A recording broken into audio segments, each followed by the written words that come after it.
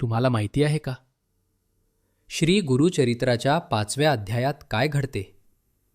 श्री गुरुचरित्राच्या 5व्या अध्यायात श्रीपाद श्रीवल्लभांच्या घरत्यागानंतरची घटना सांगितली आहे. संन्यास घेण्याचा निर्णय घेतल्यानंतर श्रीपाद श्रीवल्लभ आपल्या आईवडिलांना समजावतात की त्यांचा अवतार हा लोकांच्या उद्धारासाठी आणि धर्मरक्षणासाठी झाला आहे.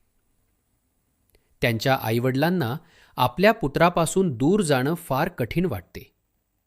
परंतु श्रीपाद श्रीवल्लभ त्यांना धीर देतात आणि सांगतात की ते नेहमी भक्तांच्या रक्षणासाठी आणि कल्याणासाठी कार्य करत राहतील.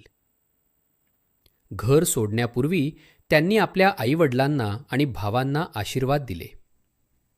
त्यांच्या कृपेनं त्यांच्या कुटुंबाला सुख आणि समृद्धी प्राप्त झाली. यानंतर श्रीपाद श्रीवल्लभ तीर्थयात्रेला निघाले आणि अनेक पवित्र स्थळांना भेट देत लोकांना मार्गदर्शन करू लागले.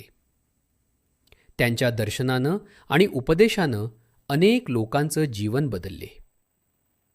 अशा प्रकारे 5व्या अध्यायात श्रीपाद श्रीवल्लभांच्या त्याग, करुणा आणि लोककल्याणाच्या कार्याची सुरुवात याचं वर्णन केले आहे.